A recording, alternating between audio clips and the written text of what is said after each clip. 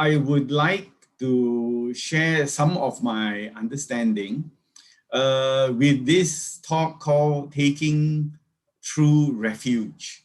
And this is, of course, taking refuge as Buddhists in the three jewels, the Buddha, the Dhamma, and the Sangha. And looking at the topic of taking refuge, it is in all kinds of difficult times, challenging times, that we look for something that can be our refuge. And in the times such as these, where we are facing an invisible enemy, which is the coronavirus, it has made many people very insecure. And this insecurity, I have heard from different sources, is beginning to wear down our strength, is beginning to wear down our sense of confidence, and is giving many people all kinds of anxiety, as well as some mental disturbances. So having a very secure kind of refuge is very useful to us.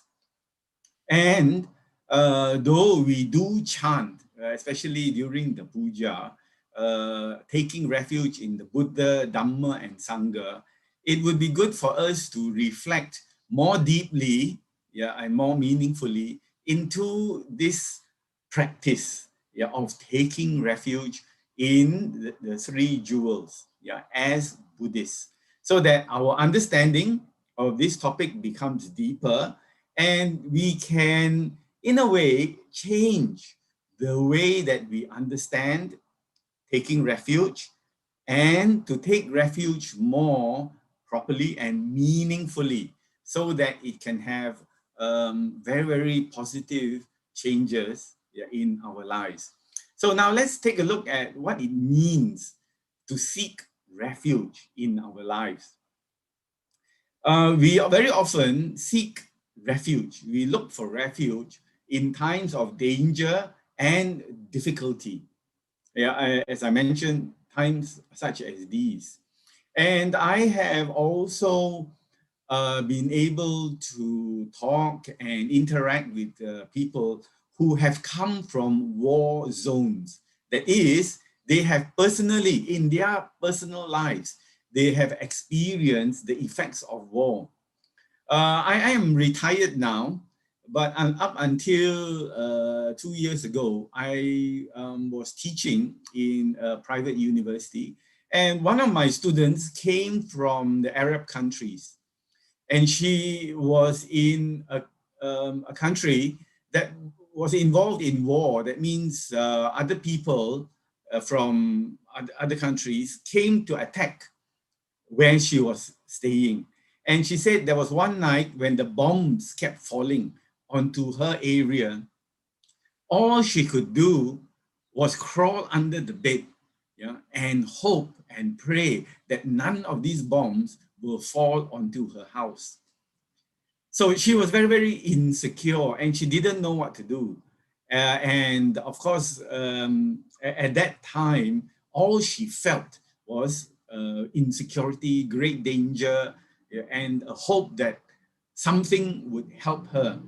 Well, it's that she survived, and eventually she went out of the country and came to Malaysia. And she said, in Malaysia, the environment is so totally different from the war zones in the Middle East and other parts of the world. So we have actually, those of us who are about this age, I'm not talking about those who have survived the Second World War, where this country was under Japanese occupation.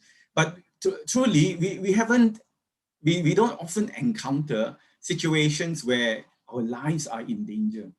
So we live very comfortable lives, but there are times such as this pandemic that we begin to wonder what can actually help us.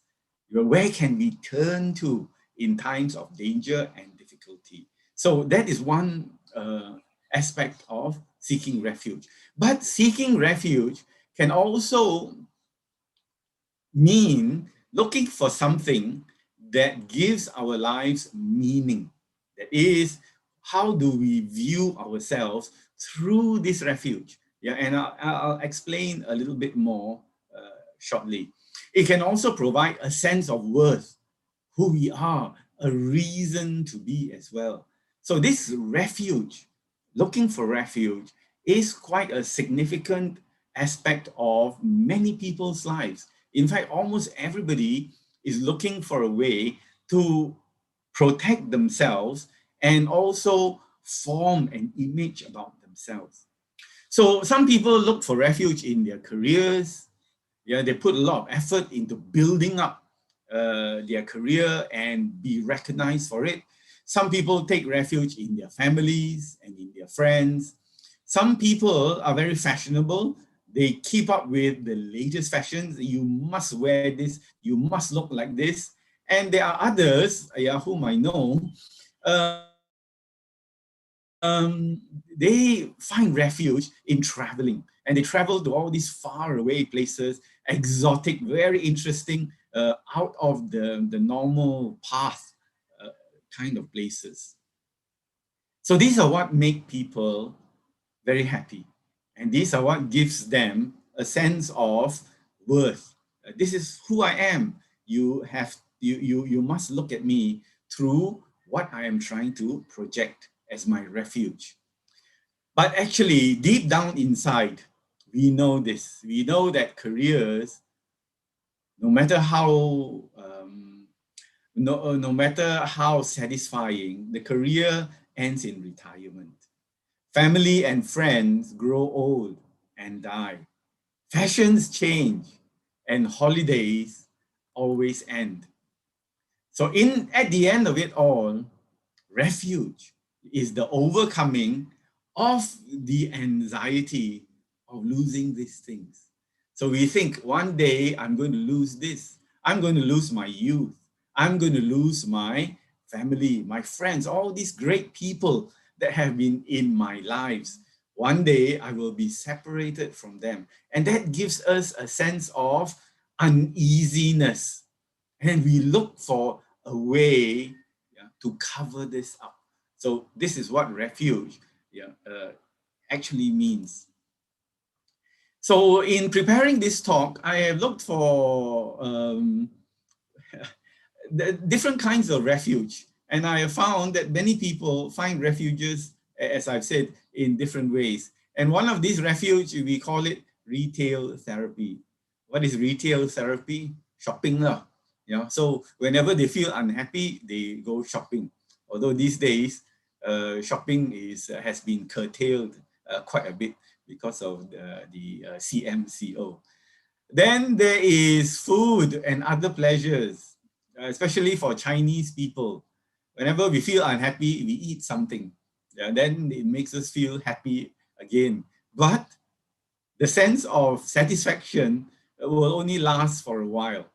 And then after that, we look for another gourmet offering in order to please ourselves. So there are people that I know, their lives are dedicated to eating things that they enjoy. Yeah, but there are also other pleasures like gambling and, as I said, traveling and meeting up with friends. And there are those who are really into drinking as well. So they drink alcohol until they are drunk, but they seem to enjoy it. That is part of their lives. When I was studying in the UK, some of my classmates will make the determination, tonight I'm going to get drunk with my friends. So they all go out, they get absolutely drunk, and then tomorrow they come in with a headache, with a hangover. So that is their refuge. To be able to get drunk is a refuge. But there are people who find refuge in busyness. They keep very busy. They don't want to think about the problems that they are facing them. There are those who take refuge in blaming others. It's not my fault. It's your fault. All these problems, not my fault. This is due to you, due to them, right? And so the refuge is always blaming. Never take responsibility. Always look outside, yeah, for the source of unhappiness. And there's hating as well, comes together with the blaming. And there are those who take refuge in wrong views. And these wrong views can give rise to a lot of anger, yeah, can give rise to a lot of hatred. And then these people will have to do something in order to release the tension that they have created due to the wrong view. So they always say, just like, the earlier refugees, the hate, the blaming and all these, yeah, due to their wrong views, will give them a lot of dissatisfaction. Yeah, a lot of pressure, mental pressure. And so they want to vent it. Yeah, they want to let somebody pay for this unhappiness that they are experiencing. So they take refuge in that. They will go out and hurt others, and they don't think twice, yeah, of doing such disturbing and painful actions. So those are wrong views. But what about the views of Buddhists? So Buddhists, yeah, the very fact that we are Buddhists, we take refuge in the three jewels. The word Buddhist actually comes from the root word Bud. The word Bud, which is Pali Sanskrit, yeah, gives rise to the person called the Buddha. And the word Bud means to wake up. And the word Buddha, to describe the person, is actually referring to the person who has woken up. So therefore, when we talk about the Buddha, the fully enlightened one, he has woken up from the sleep of ignorance. And so we as Buddhists, what does it mean to be a Buddhist? So being a Buddhist means we are people in the process of waking up, just like the Buddha, following the Buddha's example. So when we call ourselves Buddhists, we take refuge in what the Buddha has offered. In fact, when the Buddha was alive, he was the one who gave the concept of the three refuges, the Buddha, the Dhamma, and Sangha. So we do, as I mentioned, chant the verses during the puja. But do we really understand it?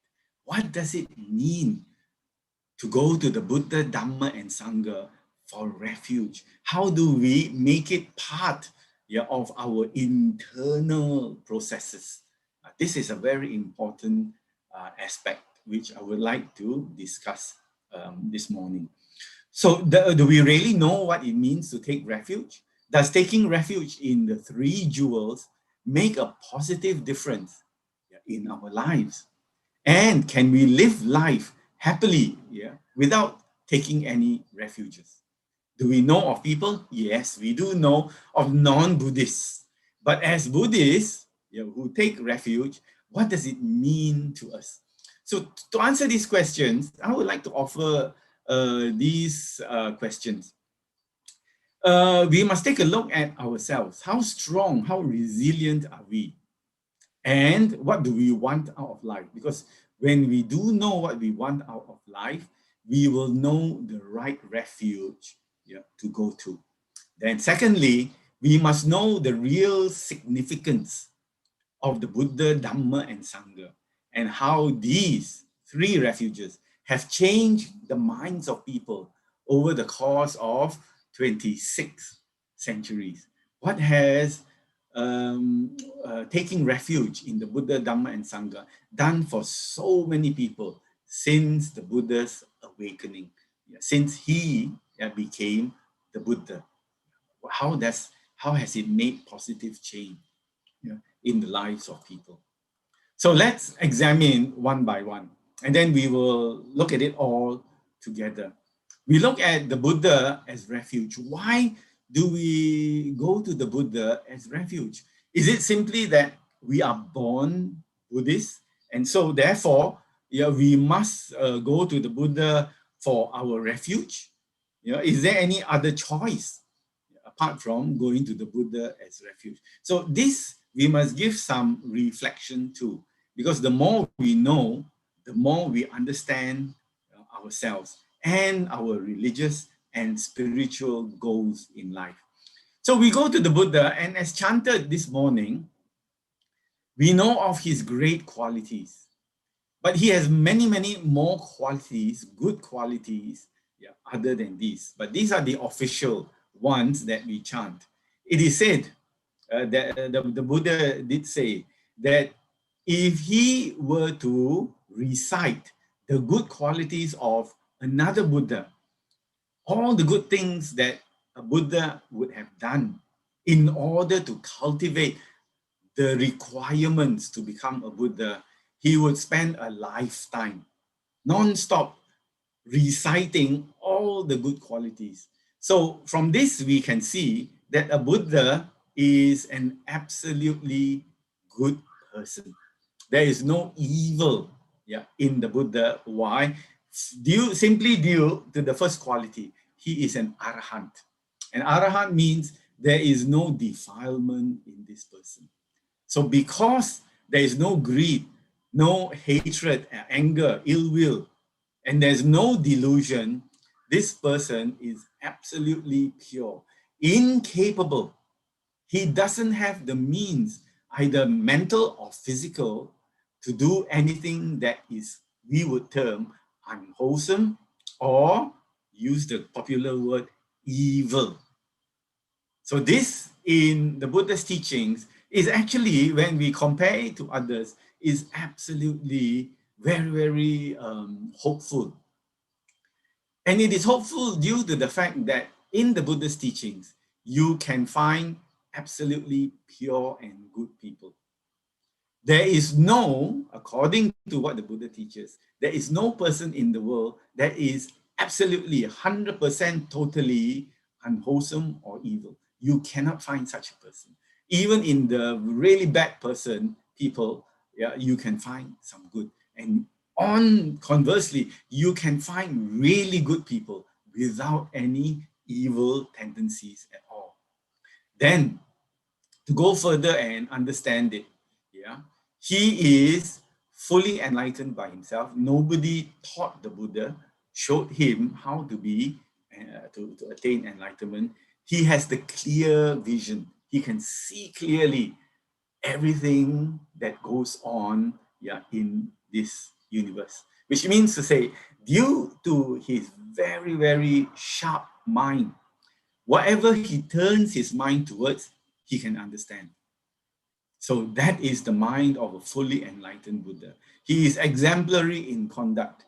He will do things in public, the same thing he will do in private. There's no such thing as in private he will do certain things and in public he will do other things. No, his conduct is exemplary. And he has walked the sublime path. He's done it all very, very well. He is the knower of the worlds. That means whatever exists in this universe, or all the different worlds, he can see it and he can understand it. He is the best trainer. He is the teacher of gods and men. He's awakened, Buddha. He is omniscient. He is also the one to be venerated. He's exalted and to be venerated. So these are the set of things. But do we actually understand it? It is hard for us to understand the nature of the Buddha if we do not practice what the Buddha taught. We can read the books, we can read the stories of the Buddha. It will give us some indication, some idea of whom the Buddha was, but we do not know his true quality until we practice his teachings, which is why it's important for us as we go along to develop trust and confidence. These two qualities are very, very important. We must trust the Buddha. And of course, we learn how to trust the Buddha by coming to listen to talks, by reading books, by reflecting on the Buddha's great qualities, such as these 9 virtues. So the more we reflect, the more we listen, the more we can understand. Yeah, and as I've said, the more we practice, the deeper is this appreciation of the Buddha's qualities. We need it because we must have trust to take the Buddha as our refuge. Meaning to say, when we have any doubt, we don't refer to other people. We only refer to the Buddha. Yeah, we take the Buddha's teachings as our example to live life by. So this trust, once we have developed it, will help us to, of course, firstly, to have strong refuge, to go to the Buddha for strong refuge. It will develop confidence, yeah, in the Buddha as well. We need trust because very often what the Buddha teaches us is against our natural tendencies. You know, there are some people who I have come across who say the Buddha's teachings, this Buddhism that you are teaching, is the hardest thing to follow. Other religions, they know of other religions. They say it's very easy to follow them, those other faiths, other systems. But Buddhism is so difficult. There's so much to do. So those things that the Buddha advised and taught, they cannot be followed if we don't have the trust, because it goes against our instinctive built qualities. Yeah, the Buddha says, don't do this, but we want to do. Why? It makes us happy to do them.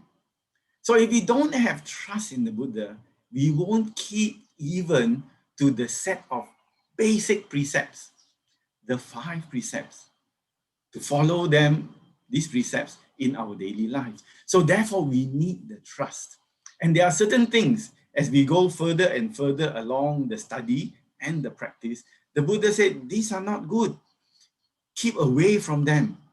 And then we are put to the test again. And if there is no trust, we will not listen to the Buddha. We will do things our way. Why? Because it's easy.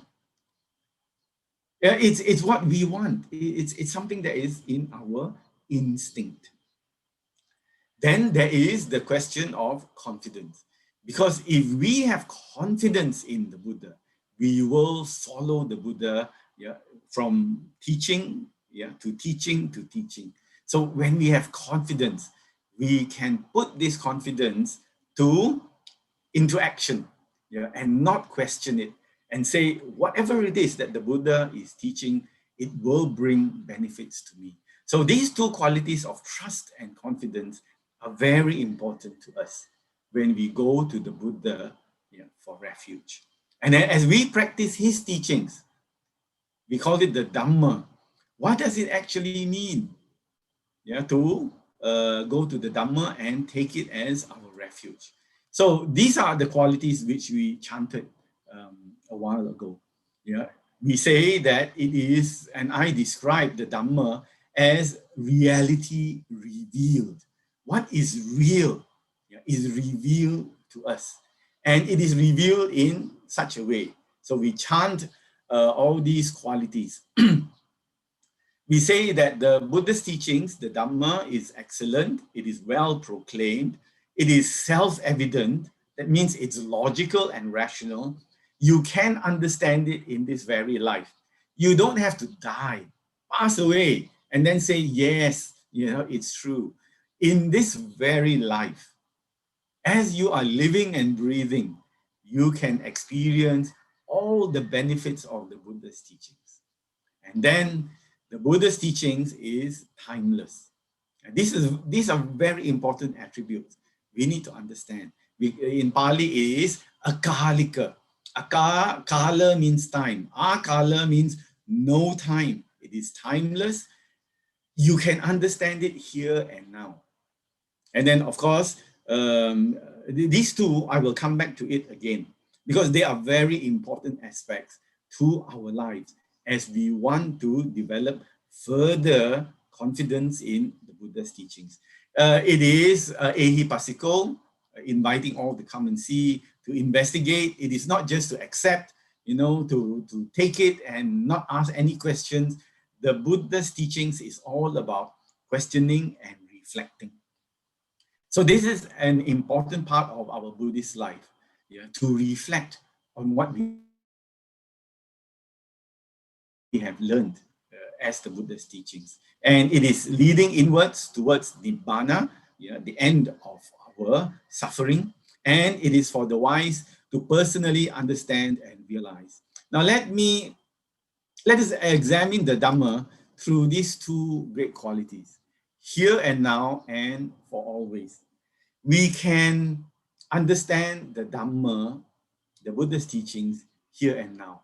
It is not you have to die first and then you can see that it is the truth. No, right now, if you turn your mind, if you turn your intellect, if you turn your intuitiveness towards what you can see in the outside world, you can understand the Buddha's teachings here and now. Not only that, to go deeper, to really understand the quality, the actual truth about our existence, we must go to what we term as the present moment. Why is it important? Because when we are in the present moment, we are where the action is happening. That means as our mind and body works, as the thoughts appear in our minds, as the mental qualities appear in our mind, we can observe it mindfully. So here and now, in the present moment, we can see how we operate as a human being through our mind and our body. So we can conclude, because it is taught by the Buddha, in many, many places, the Buddha said, understand the nature of existence here and now, in the present moment. How do we see the world is in the here and now. Don't go to the past, because the past is already gone. Don't go to the future, because the future is yet to be. We don't know what is the future. What we truly own is the present moment. And the present moment, here I put there, it's always with us. We are always in the present moment. We are always in the here and now. The only problem is we do not choose to exist in the here and now. We like to go to the past and think of all those things as memories. We like to project into the future, and our plans and hopes are in the future. But we do not know how to stay in the here and now, the present moment, where we can, if we turn our mind to it, we can see the truth of existence. So therefore, it would not be wrong for me to say the Dhamma is in the here and now. The Dhamma is in the present moment. And because the present moment is always with us, the Dhamma is always with us. It's only whether we choose to be aware of the Dhamma or not. So this is a very important aspect. The Dhamma can never go out of fashion. Brothers and sisters, please be aware of that. Why? Because the Dhamma is in the present. It's always with us. There are some people who say Buddhism is very old-fashioned. They cannot be more wrong. The Buddha's teachings is always in the here and now. It is always the most current in study and practice. Now let's look at the Sangha. Why do we go to the Sangha as our refuge? I used to think, oh, Buddha is a worthwhile refuge. Dhamma is a worthwhile refuge. Why do we have to go to the Sangha as a refuge? In those youthful days, I was very ignorant. It took me a while of reflection to really understand it. So here are the qualities of the Sangha. These are the Blessed One's disciples. They practice well in the good way, in the straight way, in the true way, in the moral way. And therefore, because of this practice, we find the 4 pairs of persons, the 8 kinds of individuals who are worthy of offering hospitality, gifts, and salutation. And if we offer to them, they are the unsurpassed field of merit for the world. So this is what we chant. These are words that we chant, but do we really understand it? So let me present to you, share with you what I think is the way to approach this. The way to approach it is to understand the Sangha in 2 levels. One we call the conventional Sangha. There is the Sangha that we see, the monks and nuns that we see. In actual fact, the wider Sangha, the Buddha called it the Parisa, the fourfold assembly, also includes the lay male follower and the lay female follower. So the monks and nuns, the Upasaka and the Upasika, they make up the fourfold assembly of the Buddha, which the Buddha wanted to establish before he passed into Parinibbana. So in the Sangha, there is the conventional Sangha. That means those who take on the orange robes and sometimes gray robes, they shave their hair. They are the conventional Sangha that we can recognize. It's very apparent, we can see them, due to their appearance. Then we have what is called the ideal Sangha. What is the ideal Sangha? The ideal Sangha is what we chanted just now. The 4 pairs of persons, the 8 individuals. These are those who have experienced the unconditioned state of Nibbana. So they have gone beyond. They are called the ideal Sangha. In Pali, we would call them the Arya Sangha. So they are monks and nuns, and sometimes lay men and lay women. But to them, Nibbana is a reality because they have experienced it. So they become ideal. Why do we call them ideal? They have achieved the ideal objectives that the Buddha set up the Sangha for. Anyone who enters the Sangha, wears the orange robes, shaves their hair, and lives the life of a renunciate, what is their real objective? It is Nibbana. There can be no other objective. To live the household life and to follow the holy life, wearing these orange robes, it is to attain Nibbana. So those who have attained it, they are called the ideal Sangha. And we also have to bear in mind, there are those who don't wear orange robes, who are lay people, who have attained to the ideals of the study and the practice. That means they too have entered the Arya Sangha. So don't think that lay people cannot attain, cannot go to the stages of purity, like the Sotapanna, Sakadagami, Anagami, and very seldom you get lay people as Arahant. We have read about it in the ancient stories. So the reason we go for refuge to the Sangha is because they are the examples. If we want to know how the Buddha's teachings have been applied practically in real life, these are the examples to follow. Of course, we are not sure that they have attained, but if we observe them for a long period of time, we find that they are truly different from other human beings.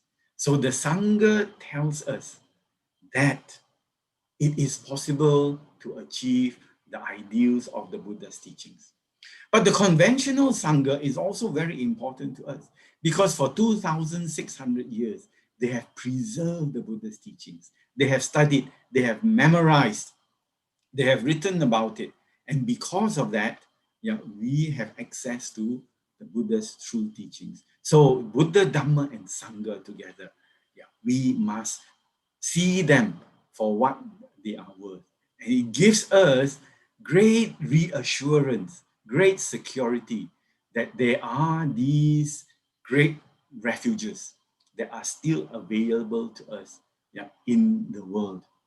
There will come a time when people barely remember the Buddha. They will barely remember the Sangha, the Dhamma. And the Sangha will be just people who maybe just wear an orange shirt. Yeah. And then we will say, that's the Sangha.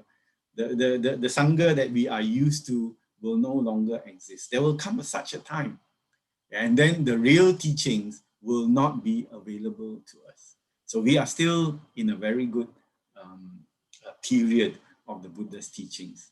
So what is the quality of a true refuge? Let me share with you this sutta so that I can put into context the benefit and the significance, yeah, of going to the three jewels for refuge. There is this sutta called the Velama Sutta.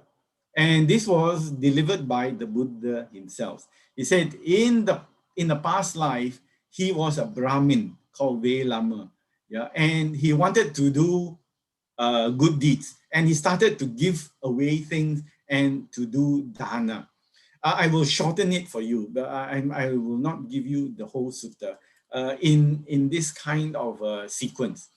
So the Buddha said, and this is how the Buddha explained the quality of merits, because there are many among us who value merits, acquiring merits as being very important. So the Buddha said, if you offer to monks and nuns, etc., but if you offer to a stream enterer, yeah, it is very, very great. But if you offer to an anagami, to a sakadagami, it is equal to offering to 100 sotapanna. And then he goes on, anagami to anagami, anagami to arhan, arhan to pacheka Buddha. Yeah, and he says the Sama Sambuddha, it is worth the merits. 100 Pacheka Buddhas is worth the merits offering once to a fully enlightened Buddha. But when you offer to a fully enlightened Buddha, yeah, as the head of the Bhikkhu Sangha, it is even greater merits. So some people might be a little bit disheartened because there are no more Sama Sambuddhas to do such a merit, but they are still great members of the Sangha. But this is not what I mean. The next thing is, if you want greater merit, you can create or build a dwelling for the Sangha from the four directions. It's more meritorious. So if you build a Vihara for them, yeah, the merits is incomparable. It's very, very great. Now comes the worth, yeah, of going to the Buddha, Dhamma, and Sangha. Even greater, even more meritorious than building a Vihara for the Sangha from the four directions is going to the Buddha, Dhamma, and Sangha for refuge with a clear mind.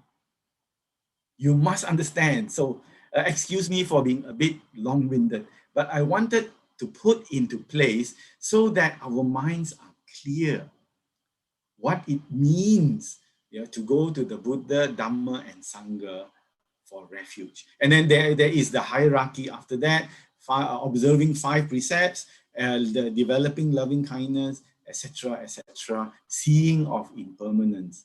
Yeah, but this clear mind is very important because it distinguishes it, makes the difference between normal, just chanting Buddhang Saranang Gacchami, Dhammang Saranang Gacchami, Sanghang Saranang Gacchami, and really understanding it.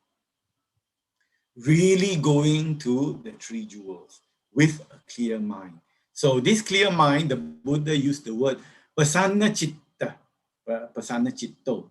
And pasana means bright, pleased, or purified, devoted, which means to say once you hear the word Buddha, once you hear the word Dhamma, once you hear the word Sangha, the mind becomes bright, the mind becomes pleased and purified. And then your devotion will cause you to take refuge every day, yeah, whenever the opportunity arises, to take refuge in the Buddha, Dhamma, and Sangha as your guide, yeah, to overcoming suffering and achieving the highest happiness. Let's go on. Yeah. So, true refuge, yeah, is about, I believe, I like to use this word, we come back to our spiritual home. Just as we go home after a hard day's work, we work very hard, yeah, in our lives. We take on all kinds of responsibilities. But after the hard work, when we go home, yeah, we feel relief from the pressures of the world. So taking the three refuges, going to the Buddha, Dhamma, and Sangha spiritual home, meaning to say that anytime we feel insecure, where can we turn our minds towards? We turn our mind towards home. And it is not an ordinary home. It is not a home built from bricks and cement and tiles. It is a home that is built on wisdom. It is a home that is built upon faith.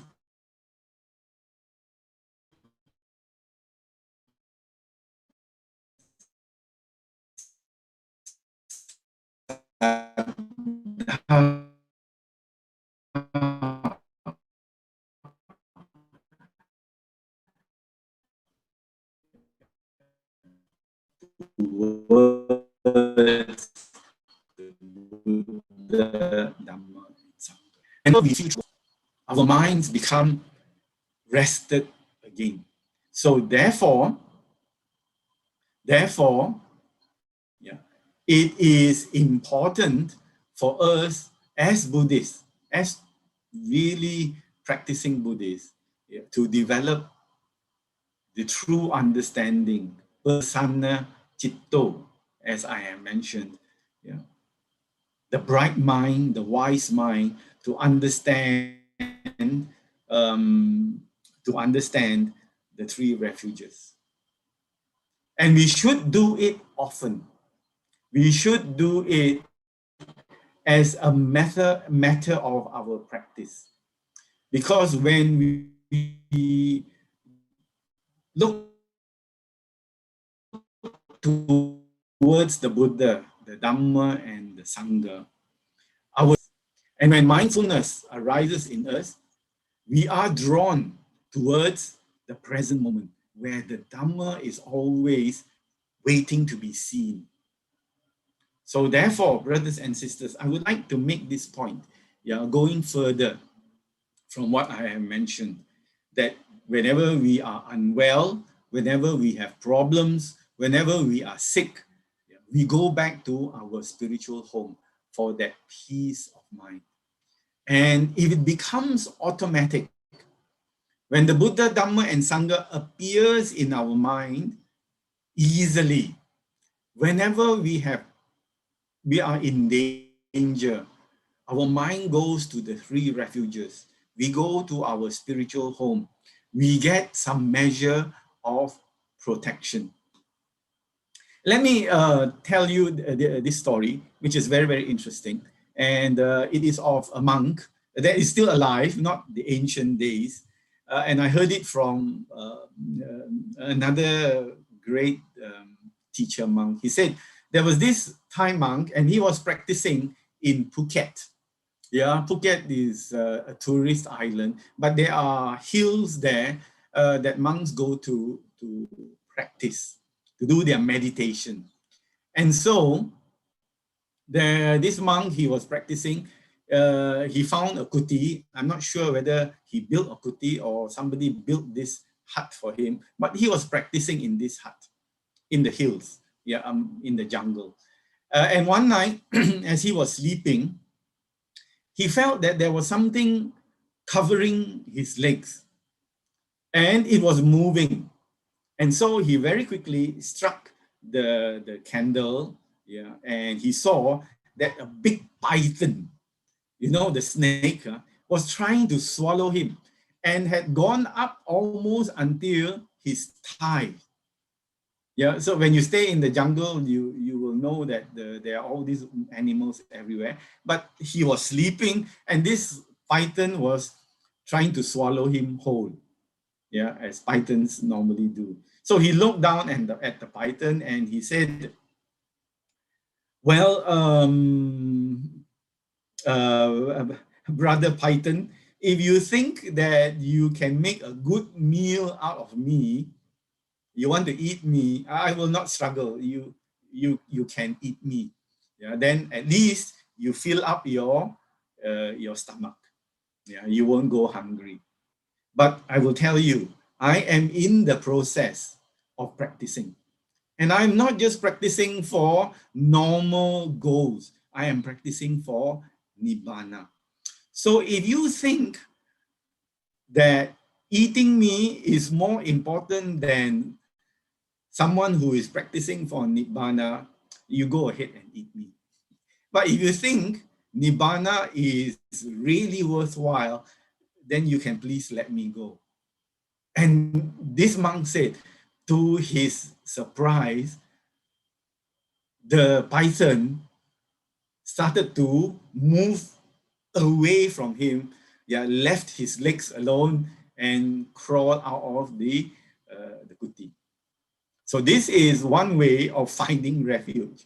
You find refuge, yeah, in the ultimate, and then you have a conversation about it with whomever is going to do you harm.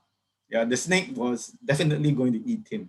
Yeah, but due to his communication, this snake also had a little bit of wisdom and said, "I can go and catch something else. This monk is striving for Nibbana. I better leave this monk alone." So that is one way of going to your refuge, going to your spiritual home, yeah, and finding protection in that. Yeah, I just thought I'd tell you this story I heard. In ending, let me share with you this Dhammapada verse. Yeah, let me read it out to you. They go to many a refuge, to mountains, forests, parks, trees, and shrines. There are people threatened with danger, but that's not the secure refuge. That's not the highest refuge. But having gone for refuge in the Buddha, Dhamma, and Sangha, you see with right discernment, pasano chitto, the Four Noble Truths. This is the actual meaning then.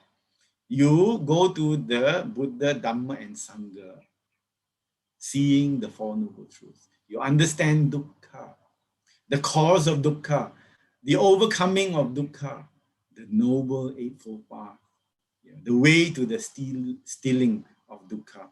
That is secure refuge. That is the highest refuge. That is the refuge having gone to which you gain release from all suffering, and all dukkha. So this is the worth, the real value of going to the Buddha, Dhamma, and Sangha. But wait, there's still one more.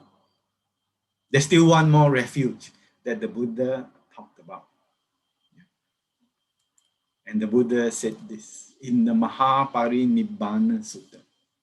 He said, "Be ye islands unto yourselves. Be ye a refuge unto yourselves. Take no other refuge. The Dhamma can be your island. The Dhamma can be your refuge. Yeah, take no other refuge. So it's you and the Dhamma together. These are the best refuge. So this was given in the Mahaparinibbana Sutta, yeah, which outlines the final months of the Buddha's life. Because when he knew he was going to pass away, he wanted to ensure everything was in place before he passed away. So the Buddha did tell us a very good refuge is our own self. But we have to base it on the Dhamma. Ourselves alone, we cannot see things clearly. We cannot see things as they really are. Yata bhuta jnana dasana. We cannot see things as they really are. So based on the Dhamma, we gain confidence in ourselves. So at the end of the day, when people ask us, whom do you take refuge to? We do take refuge in the Buddha, Dhamma, and Sangha. But this path is to be walked by ourselves. So have the confidence, but the confidence will come through our own seeing, our own practicing. Because when we see it as it actually is, in the present moment, in the here and the now, we take refuge in ourselves. So, thank you very much, brothers and sisters, for your kind attention. Let us make this aspiration to find true refuge in the three jewels so that we can live secure and wise lives as well. Thank you so much. Sadhu, sadhu, sadhu, and thank you so much, Brother Siang Chye, for your sharing. We do have a few questions if you have the time to answer them. Yes, please. Okay, so the first question is, if we cling on to our refuge, will it affect our spiritual development as we may be too dependent on outside forces instead of developing our own mind power? Well, it's a very good question. The Buddha was asked the very same question, and he gave the simile of the raft. You know, raft, R-A-F-T. Raft means something that we make in order to cross a river. Yeah, we find some wood, some trees, then we tie the trees together, and then we cross the river. And after that, the Buddha says, you leave the raft at the banks of the river.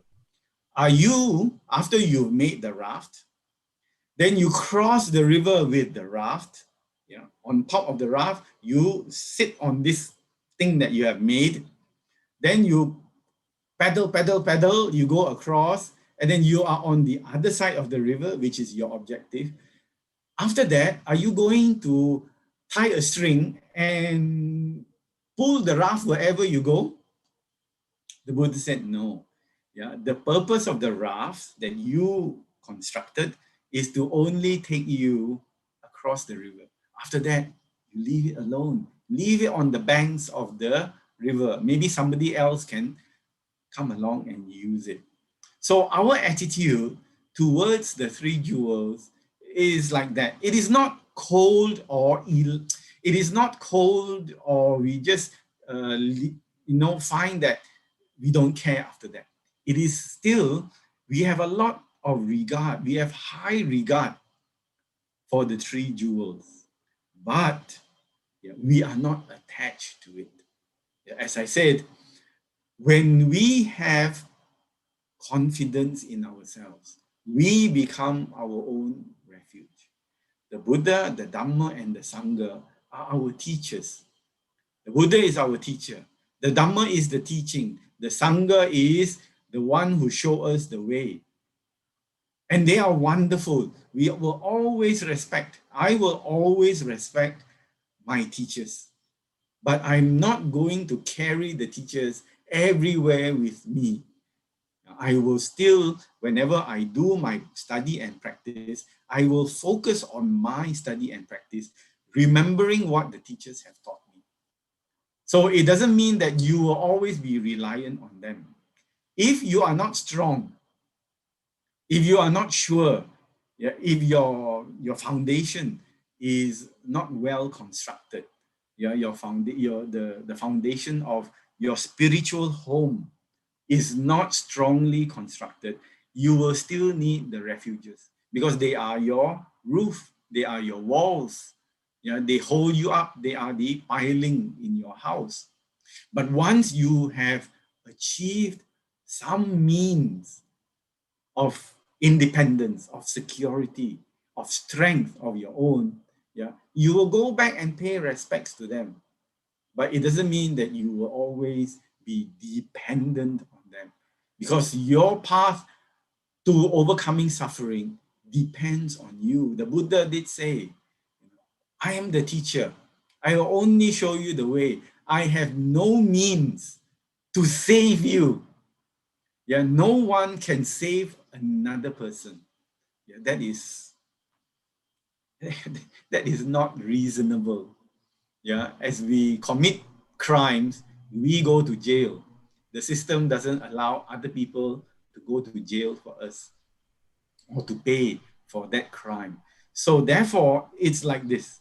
Yeah, whenever we want something to hang on to, we look at the three jewels. And while we have not made it, while we are not strong and solid, the three jewels are very, very important. They will guard us. They will keep all the unwholesome forces away. So therefore, we must make sure they are nearby. But once we have achieved some real standing, yeah, we rely on ourselves, but still pay respect to the three jewels. I hope that's a suitable answer.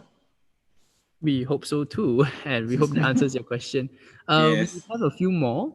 All right, this one is quite long. Is taking refuge in unreliable refuges a form of escapism as we are running away from reality temporarily?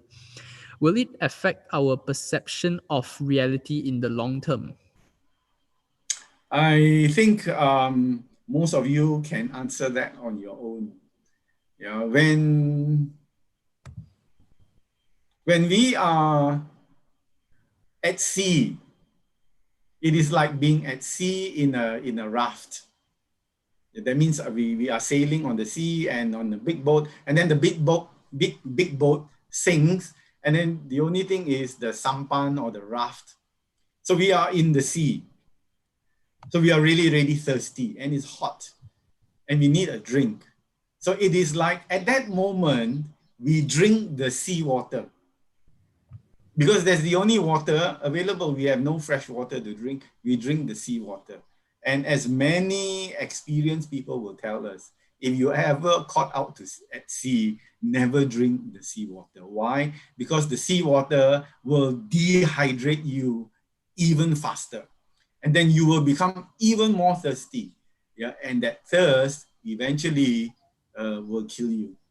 So it's the same when we take refuge in the unworthy refuges. All we are doing is looking for some pleasant experiences that will make us forget. We want to forget our problems. We want to forget our anxiety. We just don't want to think about the things that are disturbing us.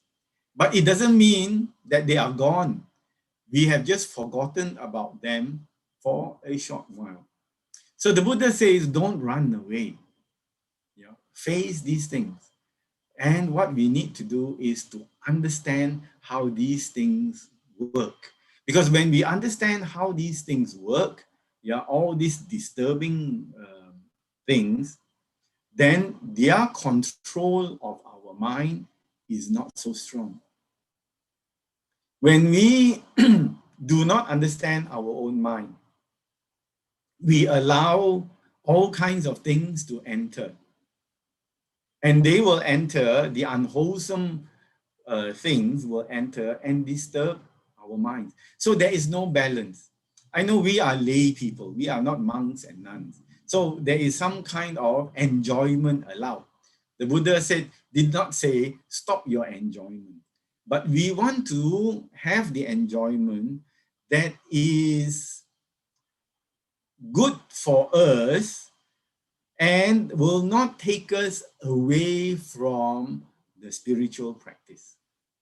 Because if we do that, it is drinking seawater when you are alone in the sea.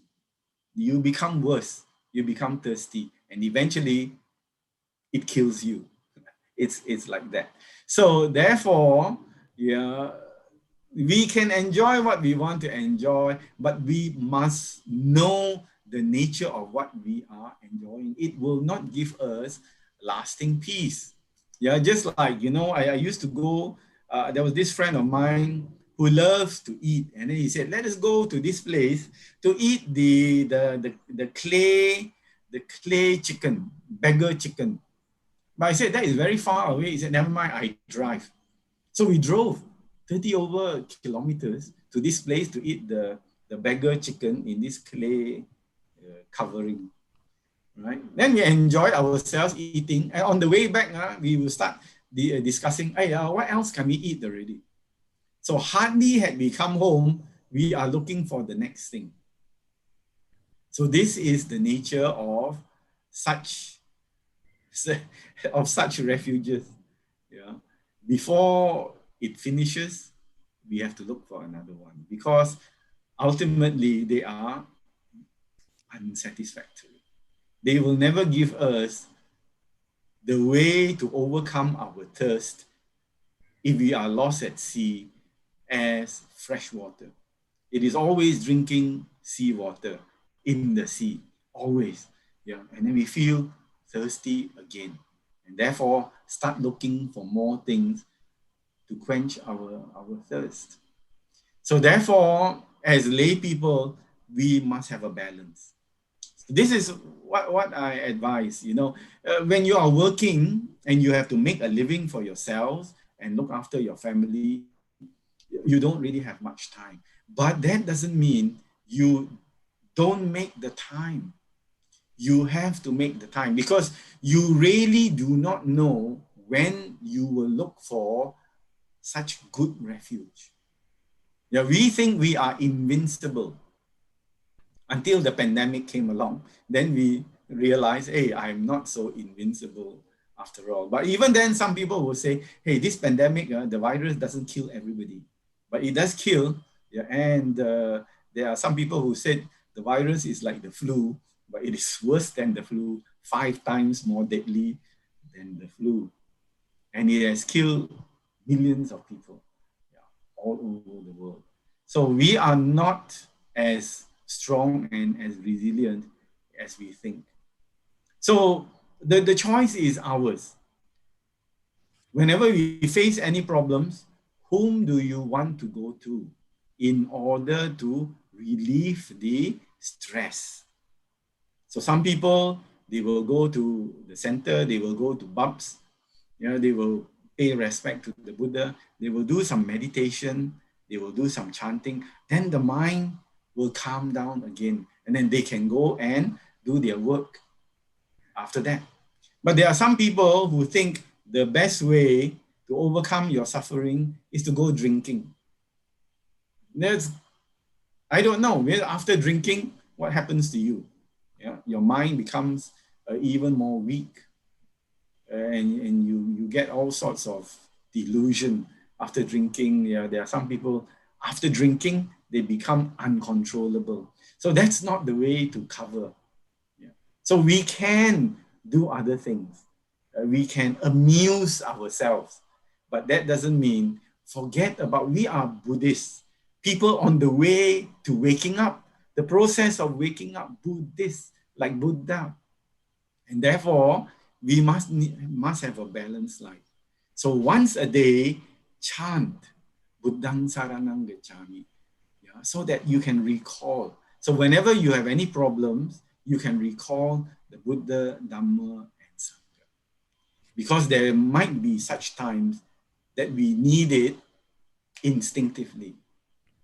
If we get into an accident, and it is a terrible accident, some car, some truck, some bus smashes into you, and in your last moment of consciousness, do you go to for your refuge?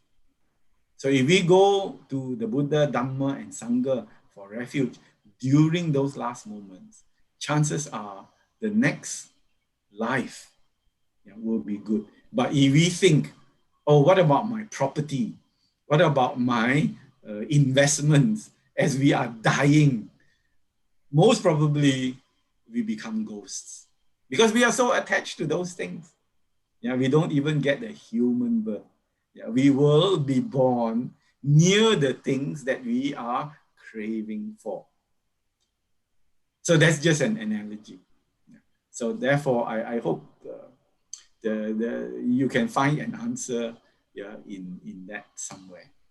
Thank you, brother. Yes, the three jewels are indeed the best refuge. Speaking about three jewels, we have three more rather short questions. Okay.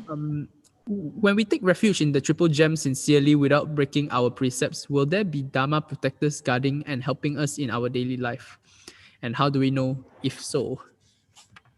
Oh yeah, you will be protected by your virtue. Because if we observe the precepts, we protect ourselves. We are definitely people will know us for who we are. This is a good person. He observes precepts. He doesn't do bad things. Yeah, and therefore you will be protected. Nice. I'll tell you another story. This is a story when I was very young. Yeah, and I was cycling. When I was young, I lived in Penang. So I was cycling, and in those days, not so much traffic in Penang. So I was cycling. Then this man came and got hold of me on the road, and he said, "You insulted me. You threw something at me." So I said, "No, I didn't. I'm just cycling." So he wanted me to pay him some money. So I was very alarmed. Yeah, and as I tried to protest against him, another young man came on the motorbike. And he asked me, what's he doing? I said, I don't know why he wants to catch hold of me and demand things. He said, never mind, you go ahead. I will take care of him. So I very quickly cycled away. And this other young man sorted things out with this bully. So there are times when you do good things, you are protected by yourself. People will know who you are. And even when people say bad things about you, your reputation is your protection. If people try to spread rumors, try to tarnish your name with slandering, other people will say, no, I don't believe it. He's so good. How can you say such bad things? You are a bad person. So it will turn back on those people who want to harm you because you already have a good reputation. So we are our best protectors.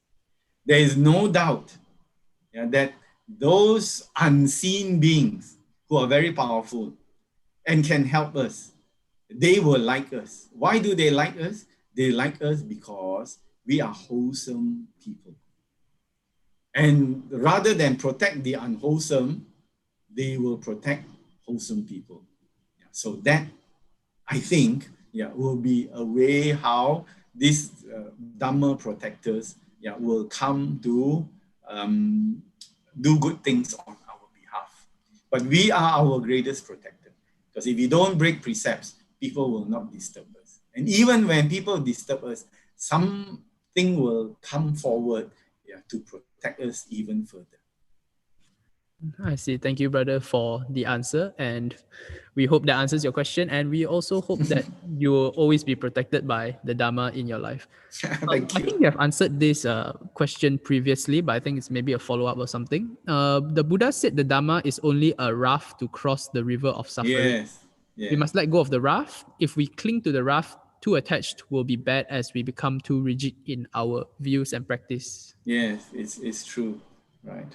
But when we are able to achieve wisdom, then we are able to see what is the actual value of the raft, and we will not be overly attached to it. We will know its value, and we can pass the value on to other people, but we won't carry this raft with us wherever we go after that. Yeah, it is a means to an end. It will help us to overcome our suffering. It will help us to achieve Nibbana. Yeah, and then after that, Nibbana is already ours. So why do we need to carry a heavy bag with us after that? Thank you, brother. Okay, we have the final two questions. The first one is, why do you call the Sangha 4 pairs and 8 individuals? Could you please explain? Thank you. Oh, it's a very technical question.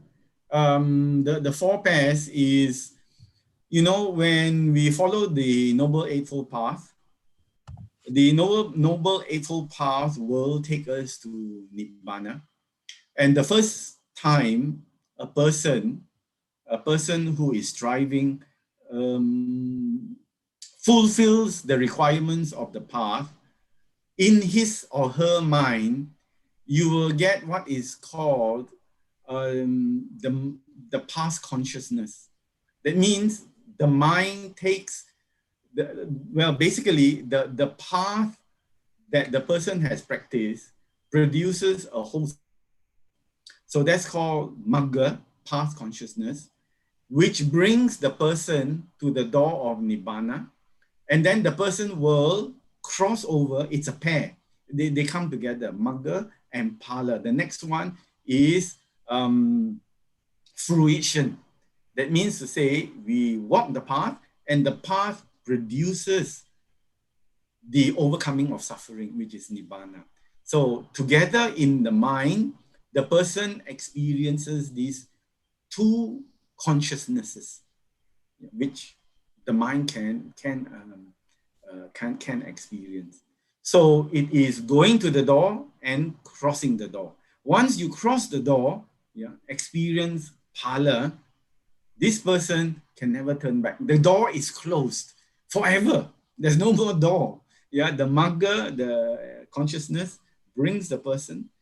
You can cross the door, and that means this person can never fall, can never go below human birth ever again, which means to say he cannot become a ghost, animal, go down to the hell world, because they are close to the person forever, right? So these two consciousnesses are called the path and fruition, the Magga and the Phala. And there are 4 times a person can experience this Magga Phala. The Sotapanna experiences it upon the awakening. The Sakadagami experiences, the Anagami experiences it, and the Arahant also experiences it. So what that means is they will go into Nibbana for that conscious moment. And for that conscious moment, they are free from the conditioned existence. But they do know that they have experienced something unusual. It is not a normal experience, but they cannot describe it because there are no words to describe that experience of Nibbana. So these are the 4 pairs, the Sotapanna, Sakadagami, Anagami, and Arahant, 4 pairs. And they become the 8 individuals described after that. The one at the Magga, the one at the crossed experience Phala. It is quite technical, but don't worry. What it means is these people have attained enlightenment. But there are these 4 stages of enlightenment that they go through. And in going through, they will experience Nibbana. So for the person who is the Sotapanna, he or she knows that Nibbana is not myth, is not a fairy tale, is not something written in the book. For this person, Nibbana is reality. And so he or she heads towards Nibbana. I see. Sadhu, sadhu. Thank you for the answer, Brother Siang Chye. And Welcome. to learn more technical Dhamma knowledge, please remember to join us every Sunday here on Bab's Dhamma Sharing. Okay, because we are running short on time, maybe one final question, a very recent question. Brother Tan, during such trying times as with COVID-19 ravaged economy, loss of jobs, health and stress, how do we apply this concept of refuge? Yes, this is the most relevant thing. So whenever there is anxiety, we have to be aware that anxiety appears in our minds. Yeah, and then after that, the body feels it because the connection between the body and the mind and the body is very, very strong. So we see the developing of anxiety. We recognize it for what it is. And in doing so, in knowing that anxiety and fear and the discomfort, yeah, caused by the pandemic appears in our mind, we take it as a mental object. And so because we recognize it as a mental object, yeah, it cannot grasp us. It cannot take hold of us. If we think, oh, I am now very afraid, I am now very stressed, yeah, and we don't know what's happening, we allow the stress to go even into the body. Then our body will experience high levels of stress and release all kinds of substances like cortisol and all this into the bloodstream and eventually poisoning us, making us unhealthy, you know, disturbing the processes of our body, and we will feel more and more unhealthy. But if we can recognize it, and where do we recognize it? Where do we see it? We see it in the present moment. In the present moment, if we go back, if we develop the mindfulness, if we really see how these states arise in our mind, we will understand what it is. All these states of mind have a cause. And what is the cause? The cause is our attachment. So there is the COVID-19 pandemic, and because we are attached to ourselves, we give rise to the stress. So this is what's happening in many Western countries. They are learning mindfulness, and they are paying a lot of money to learn mindfulness. Whereas here we give it away for free. We don't. Do you know in the US last year, 2019, the entire mindfulness industry, hardware and software, was worth 1.2 billion US dollars. Billion, not million, billion US dollars. So the Americans are spending money like crazy, trying to calm their minds and live their lives the way that they want to. Yeah. Whereas here, you know, we are very easy about it. You know, although we don't charge a single cent, people don't even come when we offer it to them. But this is the way. Yeah, the way is to understand the nature of our minds. How do we react to stress, stress source, the sources of stress, and how do we tackle it at the source, which is in the present moment. It is in the present moment we can tackle every problem. But once the problem has come in and it's gone beyond the present moment, that means it's already taken hold in our mind. Then we start feeling, I'm stressed, I'm worried, yeah, I don't know what to do. So that's the way to take care of it. But there are certain other things, which is the social problems that arise, the economic problems that arise. I think we will have to look after each other, which means to say if there are people in the community, people that we know coming to BUBS or the larger and wider Buddhist community that have lost their jobs. And it is a reality. It is not just, something that we talked about. The reality is these people cannot make a living. How do we help them? Stand on their, help them until they can stand on their own 2 feet. So therefore, there must be this network. There must be the support structures for people who are going through these kind of problems. These are problems of the world. Yeah, and sometimes we can study the Dhamma and we can meditate. Yeah, but an empty stomach is a hungry stomach. So we do need things, of the material world to help us. So I hope there can be ways among us to tackle these realities of the economic problems, so that I heard people started selling ham chin pang and yao cha kwai, and when the word got out that these people, poor people, he used to be some professional that now lost his job, everybody came to buy his ham chin pang and yao cha kwai. He sold out within a few hours. So this is what we must do for each other. Try to help each other in these hard times. Of course, the spiritual approaches are very good, but we do need also the other approaches of the world. Thank you, brother. Now is the time to help each other, and of course, the most importantly is to take refuge in the Buddha, Dhamma, and Sangha. Now, I think that marks the end of our session today. We have no further questions, so we would like to end this with the sharing of merits. Maybe you can share the screen with everybody here for the sharing of merits. All right. Yep. There we go.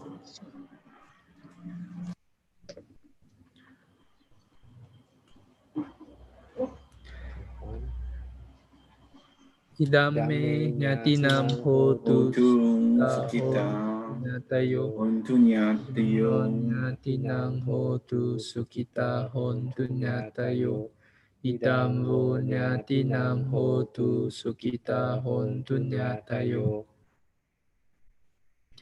etavatacha amhehi sambatam punya sampadam sape sata anumodantu sabba sampati siddhya idam me punyam asavakaya vaham hotu idam me punyam nibbana sahapacayo hotu. Sadhu, sadhu, sadhu.